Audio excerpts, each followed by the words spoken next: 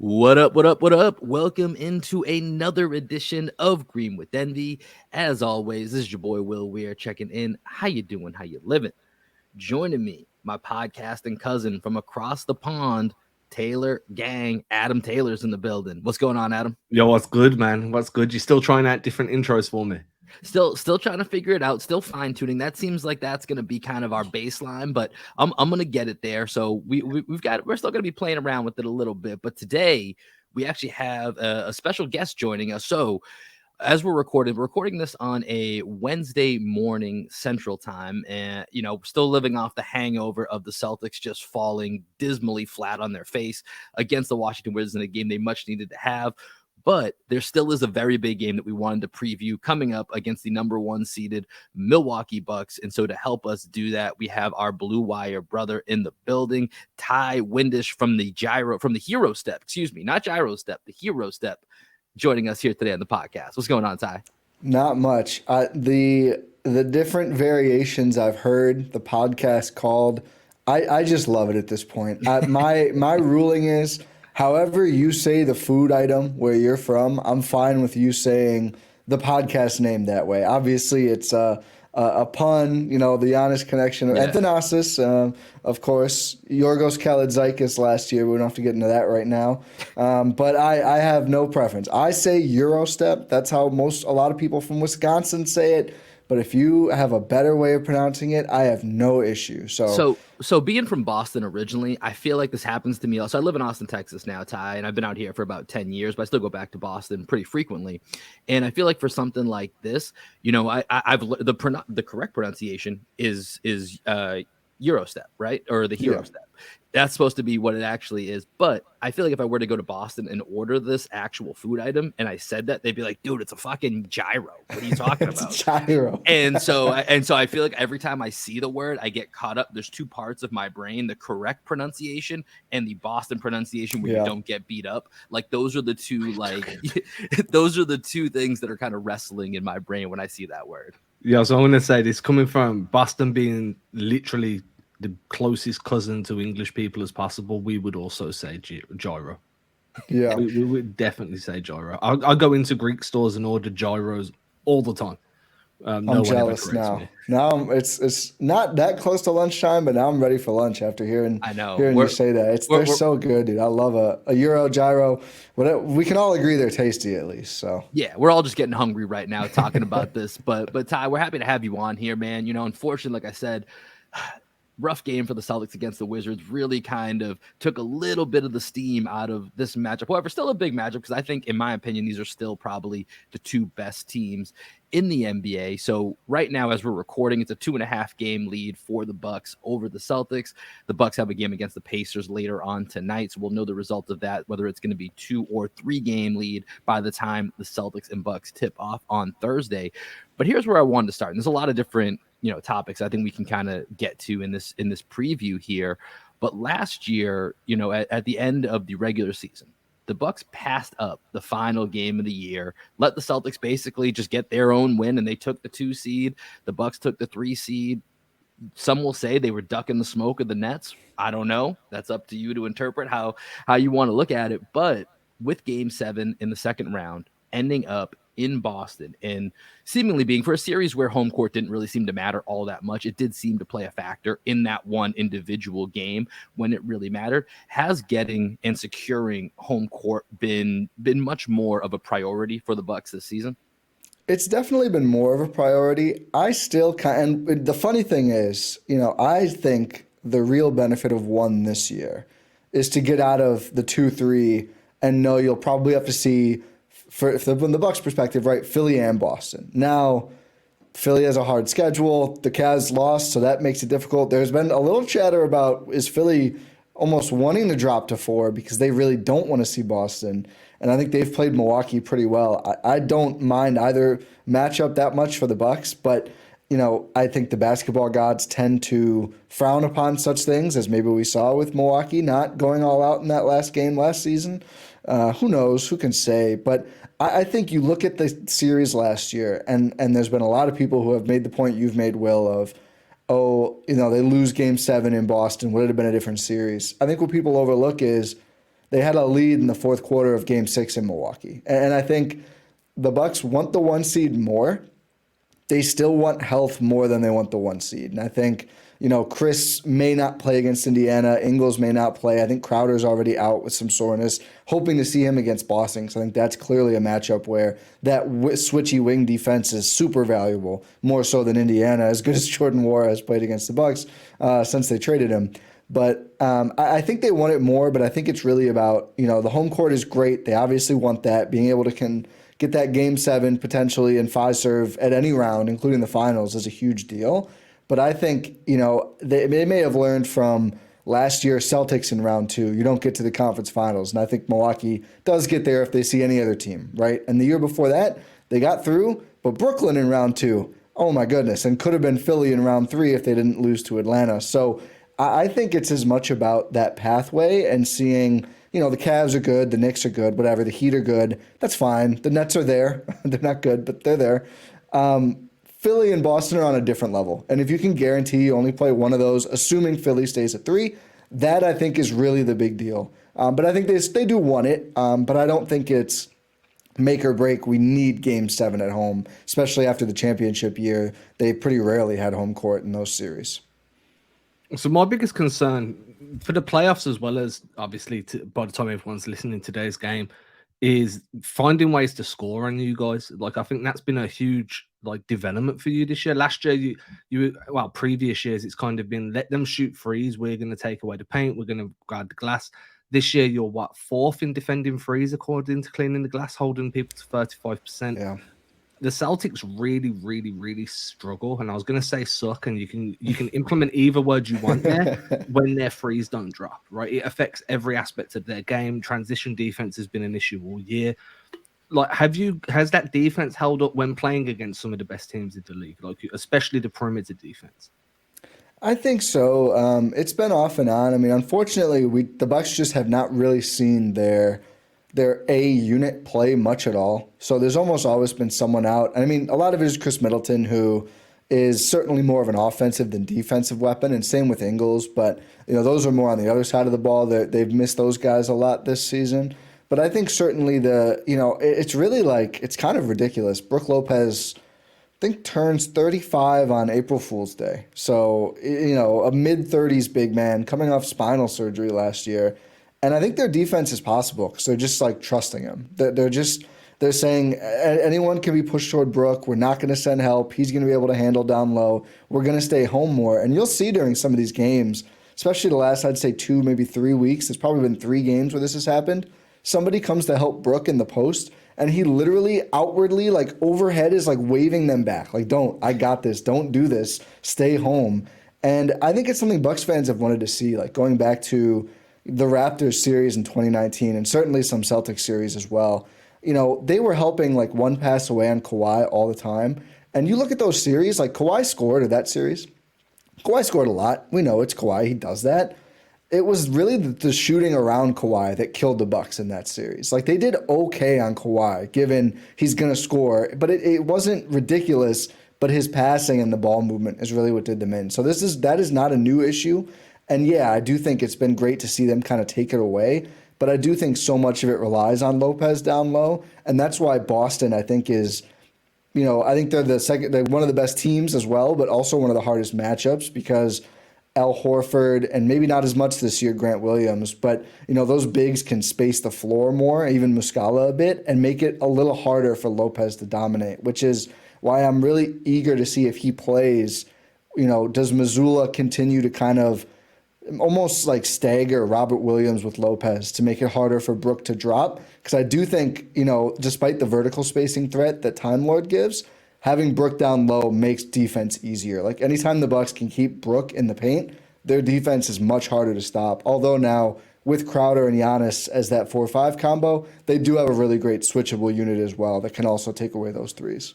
So I think within that answer, number one, Ty, you hit on a bunch of stuff that I want to cover. Yeah, I talk a lot. My bad. No, it's all good. That was perfect. I was sitting here, and I was, as the host, I'm like, all right, which point can I go to next? And there's like 6 of them that we came across in your answers right there. But I think the part that I want to go to is like kind of the roster construction of each of these teams. Feels like they've been eyeballing each other. You talked about it for the Celtics. We're looking at Giannis and Brook, and how do we work in the Horford, the Rob Williams, Grant Williams, Muscala can stretch the floor. What do we need to have? And then on the Bucks side, they're looking at it like, man, the Celtics have these 2 dynamic wings. And we know last year, obviously with Middleton out, that was one of probably the biggest difference maker, in that series. And so now you have Middleton, you add Crowder, you add Ingles, you have Grayson Allen, Compton, Wes Matthews. You have a whole bunch of rotation guys that you can use to kind of plug in there. But obviously the most important one is Chris Middleton, right? And so here's what I want to kind of figure out, Ty, is where is Chris Middleton at right now? What Chris Middleton are we getting? Because I know the record. I see every, your guys' show and every other, Bucks show out there, as well as everyone's talking about the record when Chris Middleton has been back, and it's great. So it's no doubt there's an impact. But the eye test, at least in the games that I've tuned into, it doesn't look like it's quite the same Chris Middleton on a consistent basis. You see glimpses of it. The stats certainly don't back it up that it's the same Chris Middleton. So what Chris Middleton are we getting? Where's he at? Is he trending up? Tell us kind of what that journey with him is like right now. Yeah, I'd say right at the exact moment, and we'll see how Indiana looks. I don't think he's going to end up playing that Pacers game personally. There's only 2 back-to-backs left. Obviously, there's none in the playoffs. I think the Bucks would want him fresh for Boston. We'll see. Technically, he's questionable as we record this on Wednesday morning. I think he's trending up. He had a very good game against Detroit. And yes, it is the Pistons, but it was the kind of Chris Middleton shot making that it's like, it does like Chris Middleton is like a guarded shot maker, right? Like he's not a guy who's going to get wide open a lot. He just makes shots anyway. He makes tough shots, man. He does not get a lot of space, and the shots he hits are usually pretty highly contested, which makes it even more impressive the level that he's gotten himself to. Exactly. Well, yeah, he's just not, he doesn't have a crazy handle. Maybe crazy sometimes, not in the good way. He doesn't have a top level handle, and he's not a top level athlete. Although he has gotten to the rim a little bit more lately, which is also good to see. And something we've talked about is Chris has gotten a little slower, I think, with age and with the injuries. So him playing up more is a big deal. I mean, he's 6'8", having him play more like a 6'8" guy on both ends, I think, is a big deal for him and for the Bucks. So he's gotten to the rim a little bit more. He's finished there. The shot making is starting to look crisper. And I think it's not every game, but it's a little hard to parse because, like, peak prime Chris Middleton, also a fairly inconsistent player, just kind of comes with the territory of Chris Middleton. And basically the Bucks setup is like the super duper star and then a pair of co-stars, and they all kind of pick each other up, and guys like Brook do a lot in there as well. So, I think back all the time to like the finals and Chris and Drew, I think it was like game 2 in Phoenix, and both of them were pretty bad, and they were pretty much chill after the game. And I remember at the time myself and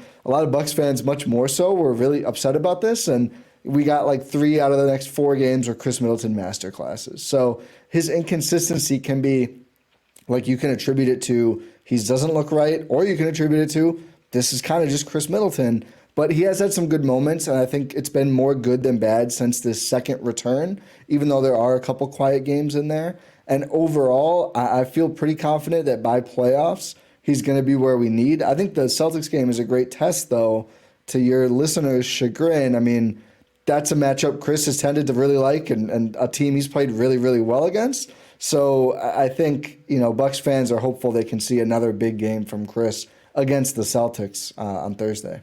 I mean, when you talk about inconsistencies, so anyone listening to this show is just going to be like, yep, that's Jason Tatum, it's Jaylen Brown. It's the entire roster at this point.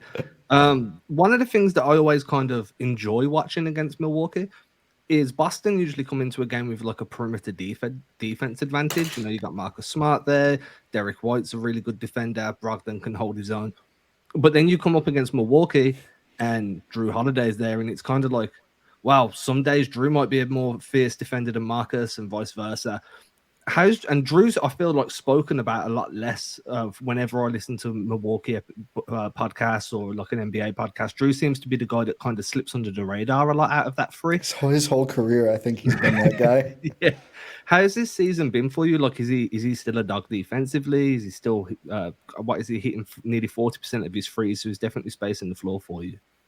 Yeah, I think it's been an incredible year from Drew. I'd say defensively, it's like some player, like Giannis a lot this year, has kind of saved some of his offense for the fourth quarter. Like he'll defer, and then step up. Drew kind of has been doing that defensively more this season as he's picked up more offensive load.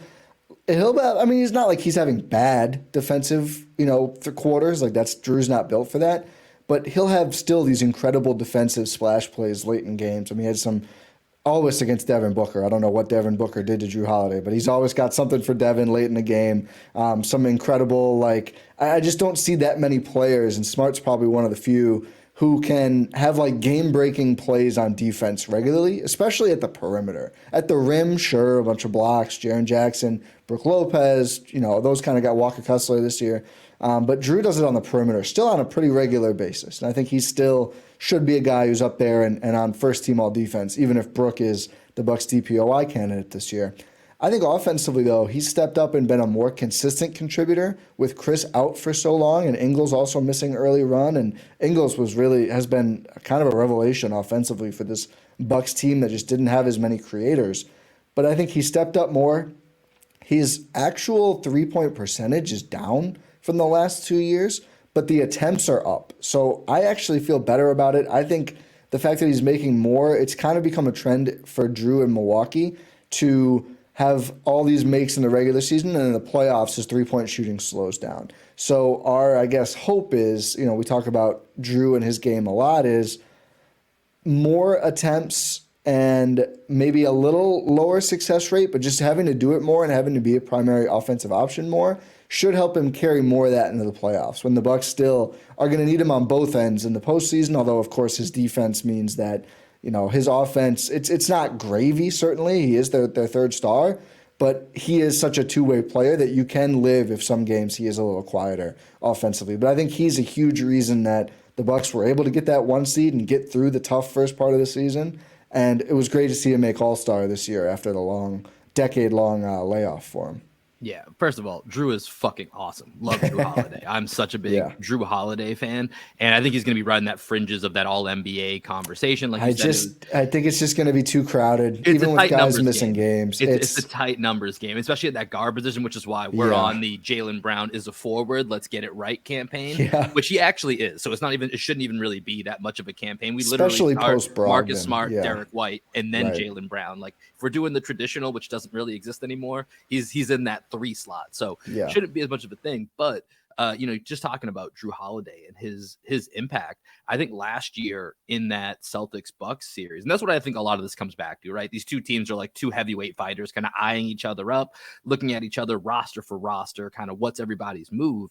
Is without Middleton and without the depth that y'all have now, Holiday had to do so much more offensively. That was kind of baked into the Celtics game plan throughout the series, is that he's not going to be able to hold up with this level of responsibility in the offensive end. And that's where kind of getting back to a little bit about the depth that y'all have added. I think both Crowder and Ingles more so from an offensive perspective, Crowder from a defensive perspective, have added a new wrinkle to this Bucks Celtics type matchup right now. And I know Crowder has still kind of working his way into whatever his role is going to be.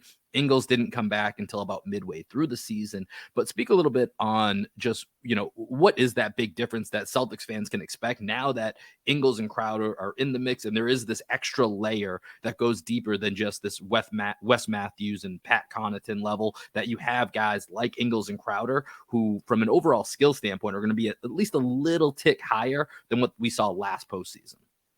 I'll start with Crowder because I think it's a little easier to Pat Connaughton had been really good. I think it was pretty good in Bucks Celtics. Well, not exemplary, but I think had some good moments and was probably one of the 4 best Bucks in that series. I mean, it's the pickings get pretty slim after Giannis and Drew with all the injuries and everything. I think Crowder is coming in and maybe already has, although injuries, and I think the Bucks not wanting to overtax him after not playing most of this year have limited his overall minutes so far. But I think he's kind of going to be like just a better version of that Pat Connaughton, like a bigger player, a better defender. I think Pat is a fine positional defender, but he's like, 6'6" if that. Crowder is bigger, nastier, just a better defender, has great hands. Offensively, I think the role is also going to be pretty similar in terms of he can do everything. And I think so much of the conversation when the Bucks made that trade and the 2 months when they were rumored to make that trade before it happened, the quick hit on it, right, was, oh, his shooting is streaky. Is he going to be ready to play? Is he going to be ready to play was a fair concern. He looks really good. I mean, they're limiting him as like a calf thing, but when he's out there, he looks quite good. He does not look rusty at all. The shooting, I just think he does a lot more offensively. He's probably one of the Bucks' 2 or 3 best entry passers already, and we've seen that come to fruition. Like if Giannis or Brook has a mismatch, Crowder's really good about getting them the ball in a good spot and letting them cook. The shooting has been ridiculous. I mean, his shooting from 2 and 3 is due to regress. I should have knocked on, which is probably going to happen. He's going to be 0 for 10 against Boston now. But he's Don't also, worry, we're used to the Crowder streakiness effect. Yeah, that's know. something that's both from the Celtics perspective and playing him in postseason series. We know how that works, so we're familiar. So even baking that in, though, I think just the things he does for their offense, like he's been a really good passer, he's a good cutter, he gets to the rim more than some of these other players. I mean, remember looking pre-trade at the postseasons for him versus Grayson Allen last year, and obviously Allen struggled a lot versus Boston. To his credit, real quickly, he's had a great year and is playing more physical. The hope is he could hold up a little better, both because he's a little bit better now and because the Bucks need him to do a lot less. I mean, they were basically asking him to be mini Chris against a contender, which is just too much for Grayson Allen. But Crowder outscored him last year, even though he shot much worse from 3, I believe, and over their playoff careers, that's been the case. Because he gets to the rim more, he draws free throws, he's just a more all-around active participant on offense. So I think you just get another wing option and really a better wing option than any of their role players. I mean, obviously Chris is the best wing option. Drew or Giannis, however you want to categorize them, they can guard wings too. Crowder, I think, then is like, okay, that's a great wing that we have for all of these teams, whether it's the Celtics, whether it's the Clippers, those kind of matchups. And then Ingles is basically their backup point guard. I mean, he's a wing player, but his role has been come in and create offense. And he's been great. He and Brook Lopez have a really good pick and roll synergy, and that's become a great play for Milwaukee, which, as you guys know, a team that typically if Giannis and Chris aren't on the court, offense just is difficult. Like they really were struggling. It was squeezing blood from a stone to get points. Ingles greases the wheels a lot and makes a lot of players look better, Brook included, and that's been a really successful pairing. And also when he's out there with the primary guys, the ball movement is just great, and the offensive zip is really there. And I think you look at the Bucks when their offense turned, yes, when Chris came back too, but just like post Ingles return, with Ingles on the court, their offense has been really good most of the season. So I think it's a big deal for them. I don't think he would close that many games. Some fans want that. I think the defense with him and Chris starts to get a little shaky. But I think just getting through those, especially non-Giannis and non-Chris minutes, with that perimeter creation and shot making, he shot really well off the dribble this year, has been a huge deal to make those guys' lives easier. So I want to kind of turn the narrative around at this point. So we've looked at everything from a Bucks standpoint, and now I kind of want to see how you feel about the Celtics going into the game. So areas where you feel like Milwaukee might struggle. Are you concerned about their perimeter shooting, or are you concerned about their wing depth? Or just anything from a Bucks perspective where there's actually some form of concern going up against the Celtics? Yeah, I mean, I think it's so difficult because I feel like when I look at Boston, I think the hardest it is to beat the Celtics is when the ball is moving. So I think I'm going to look at rotations a lot because I know, they have a lot of perimeter players who are gifted. It's not just the Jays. I mean, those are obviously the standouts, the All-NBA kind of guys. But, Derek White, when it's like Derek White is kind of mind-boggling this year because I feel like when guys are out, he's like, oh, yeah, I'll just be a 20-point-per-game scorer on amazing efficiency. And it's like, oh, maybe he should do a little bit more. I don't know. Smart is I feel like even if the numbers don't bear this out, I always worry he's going to hit 10 threes against the Bucks. And, of course, old friend Malcolm Brogdon. There's just so much juice on the perimeter. And I think Milwaukee's best game plan against Boston is if they can make guys shoot over versus opening up those extra passes. And I think that's a tendency I think Boston can lean into sometimes of, especially Tatum and Brown trying to just oh, I can just shoot over these guys. The Bucks welcome that, whether it's from 3 or mid-range, like not the open shots, but if you can beat our defenders, then you can beat our defenders, and that's fine. I think Milwaukee gets in most trouble if they're overhelping, they're getting lost in rotations, and then really it's the stars are they're the straws that stir the drink. When the role players get hot, I think that's when the Bucks get in trouble against most any team, especially Boston. So I'm going to be looking for, how does the defense as a unit hold up? I know Tatum may get 30, Brown may get 30. I think the biggest trouble is, oh, Hauser just got his 5th open 3. Oh, Muscala just got his 4th open 3. Derek White, whoever it may be. So I'm really going to look for the team defense construct, and are they able to, as you mentioned earlier, Adam, this has been a focus for the Bucks all year. Can they continue taking away those open threes, and especially when they're smaller, also those shots at the rim, and just with the caliber of perimeter defender they have, make the Celtics beat their defenders versus finding those open looks. I think that's going to be huge all throughout this game and a potential playoff series. So how do Bucks fans view the matchup with the Celtics? Because I know from my perspective, we've played y'all in the postseason now, basically 3 out of the last 5 years. And it seems like at this point, who knows what's going to happen? We saw what happened with Phoenix and Dallas last year when it felt like it was going to be Phoenix and Golden State in the conference finals. Yeah. And, it seems like we're on a collision course for Bucks Celtics in the conference finals. We'll see if we get to that point. But it feels like, at least from my perspective, while I think the Bucks are definitely the odds on title favorites at this point, it does feel like that the Celtics always play the Bucks pretty well.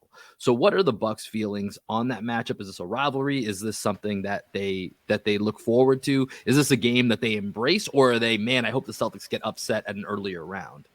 Yeah, I mean, I think not having to go through Boston would be great. I mean, I think, but from that just the lens of the Bucks fans, most of all, they want another championship. I mean, clearly that's it's going to change Giannis's trajectory, and already looking at all-time sort of conversations, all that stuff, and obviously that's the goal of playing the whole thing, right? But I think it's just an excitement of the matchup, and not to say that Bucks fans think that it's easy to beat Boston, or that it's that's going to be the outcome for sure.